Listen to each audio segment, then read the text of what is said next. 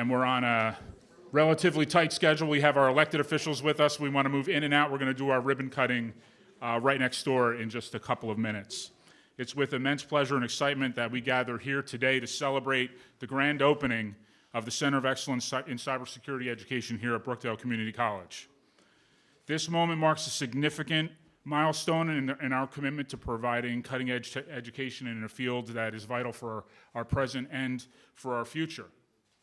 In an era defined by rapid technological advancements, the demand for skilled cybersecurity professionals has never been greater. The Center of Excellence in Cybersecurity Education at Brookdale is poised to meet the escalating demand for cybersecurity professionals. Our expert professors and state-of-the-art facility will provide students with the knowledge and the skills necessary to navigate the complexities of cybersecurity landscape and to secure our digital infrastructure.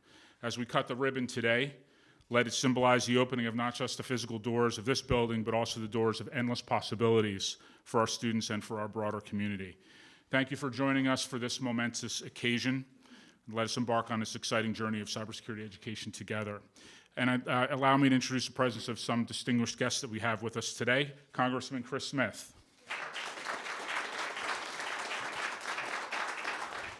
Assemblyman Robert Clifton.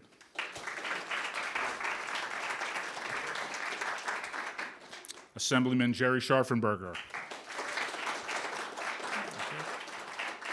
Assemblywoman Vicki Flynn. Our Commissioner Director and Brookdale Liaison, and the liaison between Brookdale and the County Commissioners, Tom Arnone. And I saw also with us our Commissioner, our newest Commissioner, Eric Anderson. Eric.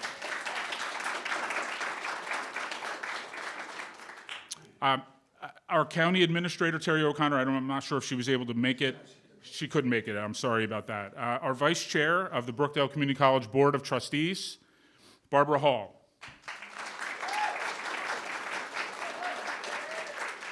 And our Brookdale Trustees, Rebecca Fishoff and Steve Clayton.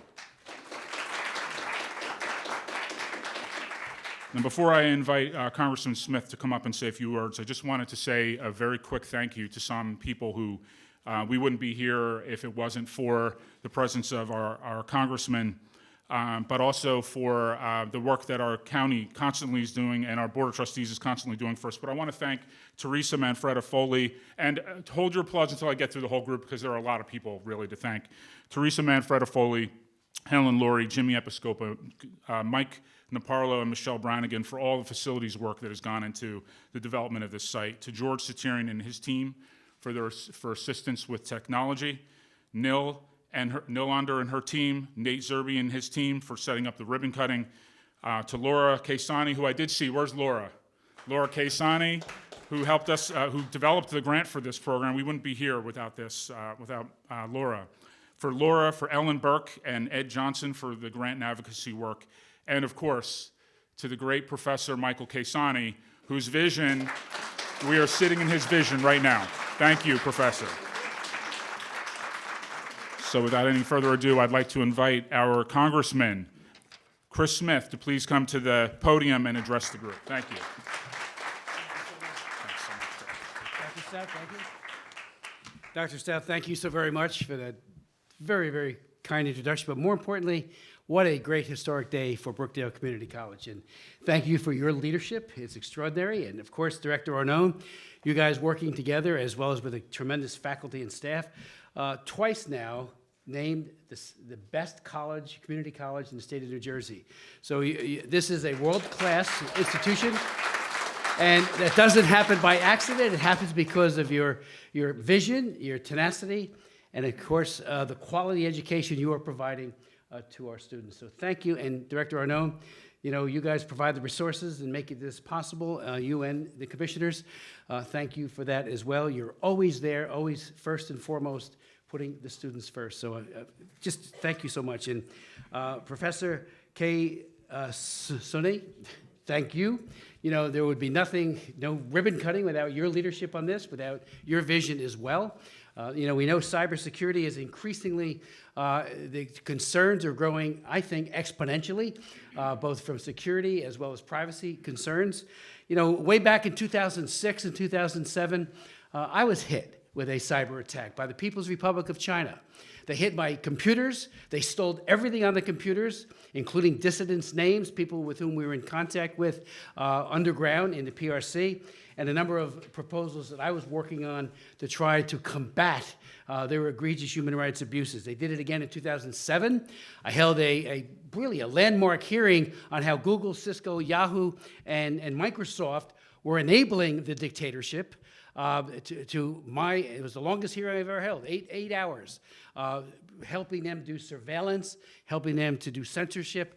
And we know when you help a dictatorship, you get nothing that's good. So we now are in a position in 2024 where whether it be DOD, Homeland Security, all of our offices, they are at grave threat of being compromised by these both governments as well as those who are ripping us off in order to make money.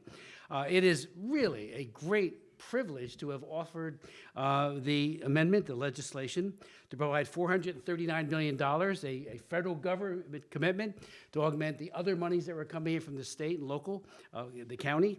And again, you have a National Center of Excellence of Cyber Defense Education recognized by the Department of Homeland Security and NSA, and you are going to be putting out into the field, whether it be public or private sector, very well-trained professionals who will make all the difference in the world, because this is our new reality, and you are meeting that challenge head-on. So thank you so very much. Privileged to be here.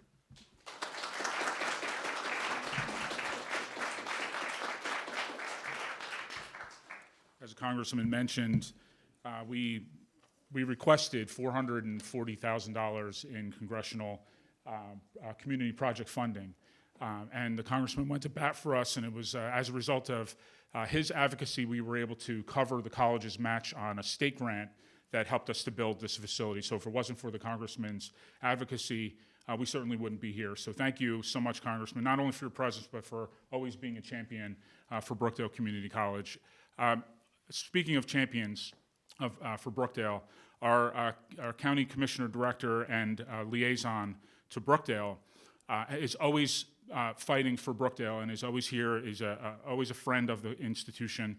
As a result of the funding that the commissioners give us annually, which I know he's going to speak a little bit about, we're able to just keep this institution running, and also our facilities, making sure that our facilities are modernized and are running constantly. So thank you to the Commissioner Director. Tom, did you want to say a few words?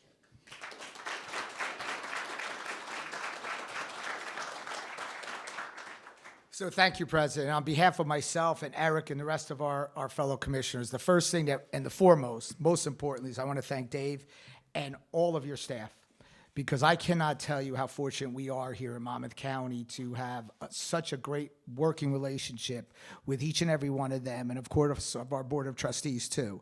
And I think that's what makes it so really special when we have events like this today, because when these things are thought of, it's not something, it's thought obviously internally in-house over here at Brookdale, but when it's brought to us as commissioners, we support it 100%. And, there is, as Dave was saying before, there's requirements by counties to fund their community college. And not all of them live up to that statutory obligation, but we do here in Monmouth County. And people say, that's amazing. They're very happy. But you know what? Quite frankly, it's a little bit selfish when I say that, because as good as Brookdale is as good as the commissioners are there. And as you saw by the statistics the Congressman said, ranked #1, that's why Monmouth County is ranked #1 as the best county in the state of New Jersey.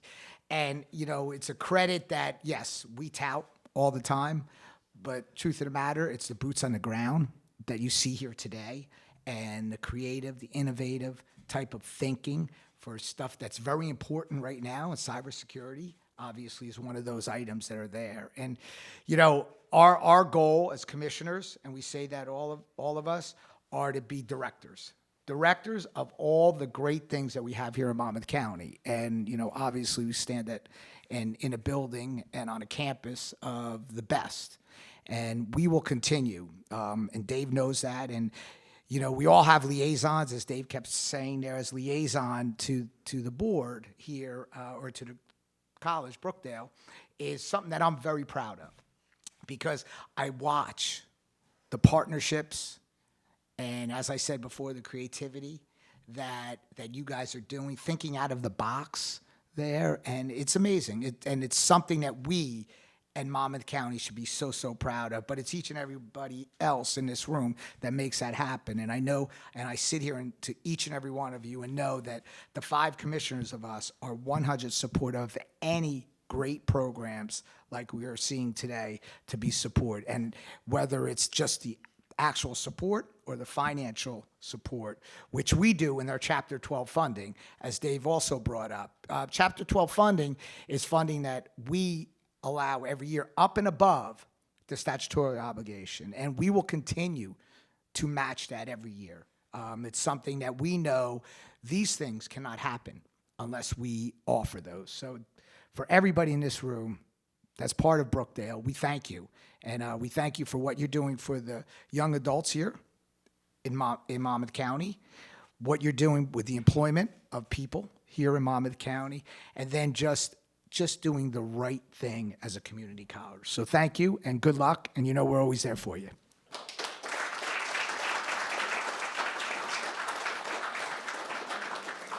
So before I call up the brains behind this, where we are today, I wanted to just also acknowledge the presence of our Assemblyman, Avi Schnall. Thank you so much for being here.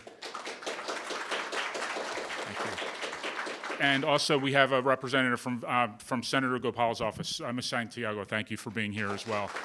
And I believe you had a resolution that you wanted to present. We'll do that when we're in the ribbon cutting, if you don't mind. Okay, thanks so much. So let me invite to the podium the person whose vision we were able to get behind in writing the grant, and then going to, of course, Congressman Smith and asking for the additional funding, and of course, our conversations with the commissioners about what we wanted to do here. If it wasn't for Professor Michael Kesani, we wouldn't have had the vision for where we are right now. Not only in delivering the absolutely amazing cybersecurity program that we have here, which he has been delivering for many years, but also where do we want to take this program, and that's where it begins here in this building, but it really the bounds of where we can go are absolutely endless because of the presence of our Professor Michael Kesani. So Michael, please come to the stage or the podium.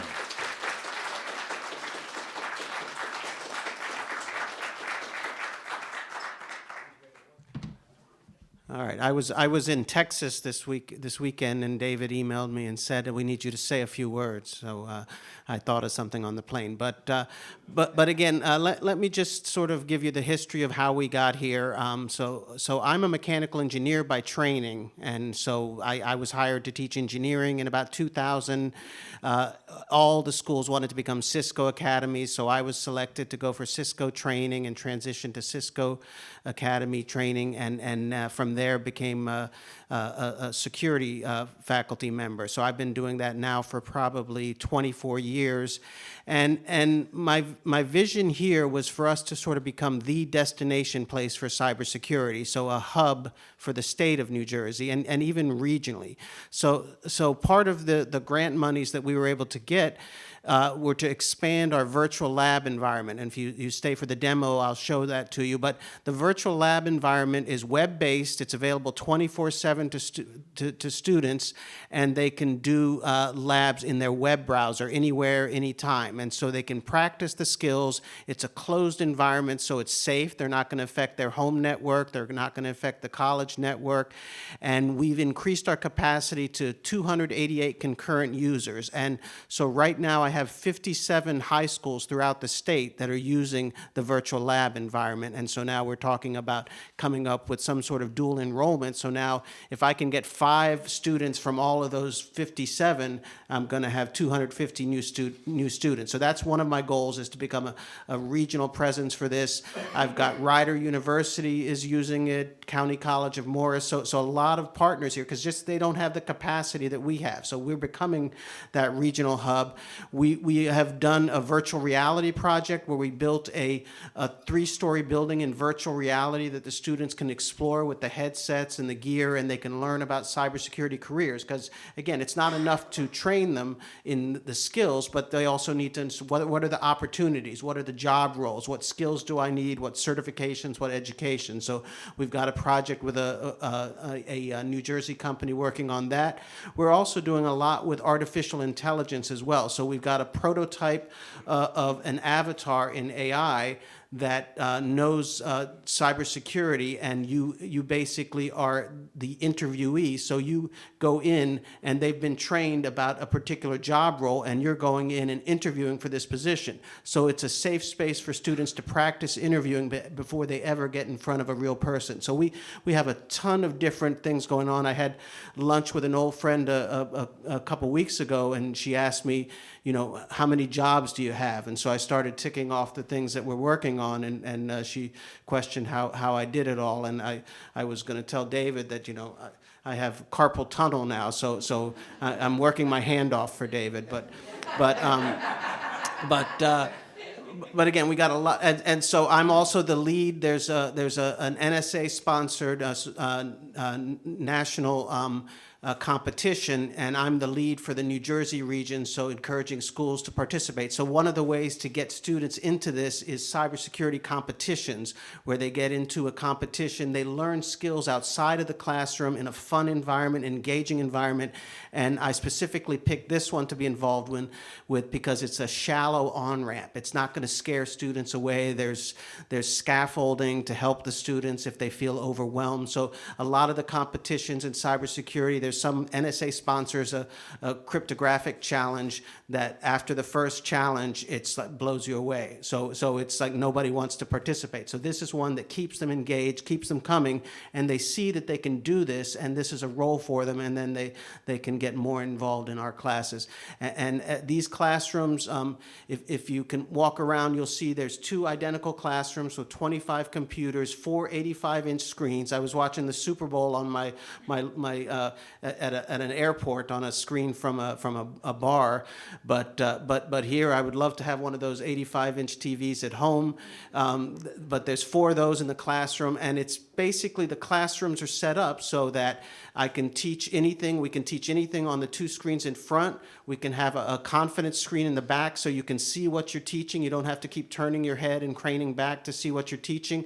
And if students are joining in Zoom, so you have face-to-face and Zoom, you have another monitor where you can monitor Zoom, and it can all be recorded so that you can do face-to-face, live in Zoom, and online all in one space. So 2 classrooms like that, and then we also have a SOC. So we've built a little 4-person SOC, and that one has 4 65-inch screens. And a SOC is a security operations center. It's often the first job for cybersecurity students, but they've never had an opportunity to work in one. And so we're going to simulate a SOC and give them the opportunity to have alerts pop up, and how do you deal with this alert? There seems to be a breach. What do we do with this? Do we collect the indicators of compromise, and what can we do with that? So they will know what it's like to be in a SOC before they ever get into that job role. So again, really want to thank all of the support from Commissioner Arnone and from Congressman Smith and from Dr. Stout. Just an incredible amount of support, and we actually, I think we've achieved that vision, and we're on our way to sort of becoming the hub in New Jersey for cybersecurity education. And I think, we have university students that come back and take our classes because they're more hands-on. All right, at the university, all they're getting is theory, and we can teach them the hands-on skills that are really going to give them the skills that differentiate them in a job interview. So again, thank you everybody for coming out today. I'm glad we got some good weather for this, and I look forward to inaugurating this room, this building this semester. And if you have ideas about conferences in Monmouth County to host, and you're looking for a venue for it, we'd be happy to do that. I don't know if I'm allowed to offer it up like that, but But again, it's a beautiful building. It was a long time in planning. I visualize things with mind maps and little graphical. I know David doesn't view things that way, and I brought up a mind map to explain to him what my vision was, and again, that was enough for him to say, okay, let's go with that. And we took that mind map and turned it into this. So again, thank you very much for coming out, and I appreciate all the support from the state, the county, and all of our representatives here and the distinguished guests that we have. Thank you very much.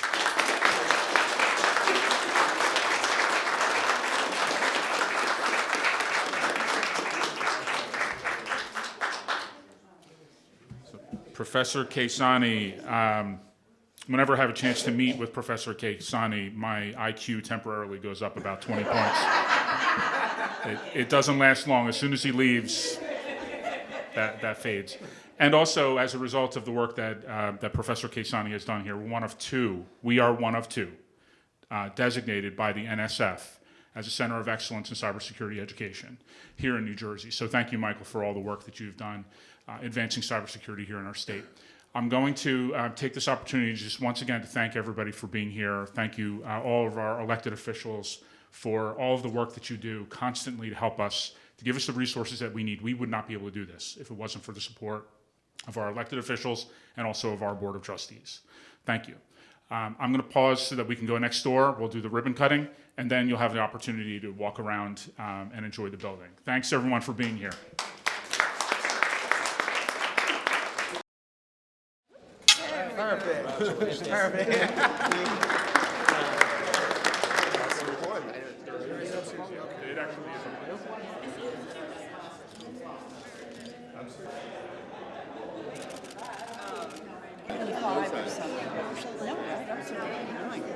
It's ridiculous.